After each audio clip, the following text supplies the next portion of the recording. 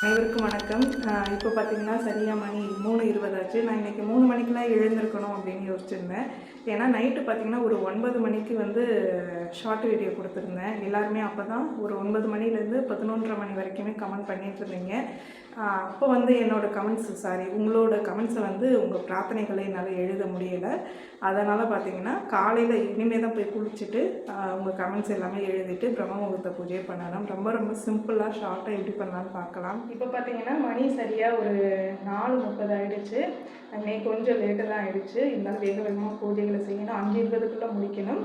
இப்போ முதல்ல நம்ம பூஜை ரூமில் எப்பயுமே நான் சுவாமி கும்பிட்டுட்டு தான் அடுத்ததாக என்னோடய பூஜைகளை பிரம்ம முகூர்த்த பூஜையை ஸ்டார்ட் பண்ணுவேன். ஏன்னா கொஞ்சம் முன்ன பின்ன ஆனாலுமே பூஜையை வெற்றிகரமாக முடிச்சிடலாம் இல்லையா? அதனால் முதல்ல இறைவனை கும்பிட்டுட்டு உங்களோட பிரார்த்தனைகளையுமே இந்த இடத்துலேருந்தே சொல்லிக்கிட்டே போகலாம்.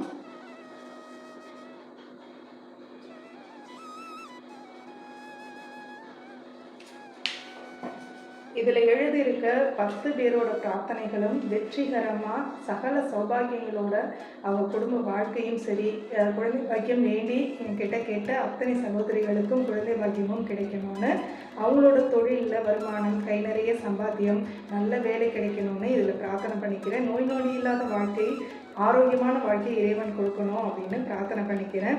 ஒரு சிலருக்கு கர்ம வினைப்படி பிரார்த்தனைகள் தள்ளி போனாலும் ஏன் மூலியமாவது கண்டிப்பாக அது நடக்கணும், நான் வாக்கு கொடுத்த மாதிரி இறைசக்தி என்னோட சிவபெருமான் இதை நடத்தி வைக்கணும்னு என்னோட பிரார்த்தனையை நான் ஸ்டார்ட் பண்ணிடுறேன். இப்போ நம்ம கதவை திறந்துடலாம். இப்போ பார்த்திங்கன்னா மணி கரெக்டாக 4:40 ஆகிடுச்சு. இன்னைக்கு கொஞ்சம் அதிகமாகவே நேரம் ஆகிடுச்சு. ஏன்னா எல்லாமே டேரெக்டாக காட்டுறதுனால கொஞ்சம் அந்த ஃபோன் எல்லாமே கரெக்டாக அசம்பிள் பண்ணி வைக்கணும், கரெக்டாக வீடியோ எடுக்கணும், கொஞ்சம் நேரம் ஆகிடுச்சு. இருந்தாலும் நம்ம பூஜையை கடகடன்னு ஸ்டார்ட் பண்ணிடலாம். எல்லாமே ரெடி பண்ணி வச்சிட்டேன். வெளியில் முதல் நாளே எல்லா வேலைகளையுமே முடிச்சு வச்சிட்டேன். தீபங்கள் எத்தனை தேவைன்னு மஞ்சள் குங்குமம் வச்சு ரெடி பண்ணி வச்சிட்டேன். நம்ம பூஜையை ஸ்டார்ட் பண்ணிடலாம். உங்களோட வேண்டுதலுக்கான தீபங்கள் எல்லாமே ஏற்றியாச்சு. இதை இறைவன் அடியில் வச்சிடலாம். விநாயகர் பெருமான் கிட்ட உங்களோட வேண்டுதலை சொல்லியாச்சு. எம்பெருமான் சிவபெருமான் கிட்டையும் உங்களோட வேண்டுதல்களை சொல்லியாச்சு. வெற்றிகரமாக இந்த வேண்டுதல் நடக்கும் அப்படின்ற நம்பிக்கை எனக்கும் இருக்குது, உங்களுக்கும் இருக்குன்னு நம்புகிறேன்.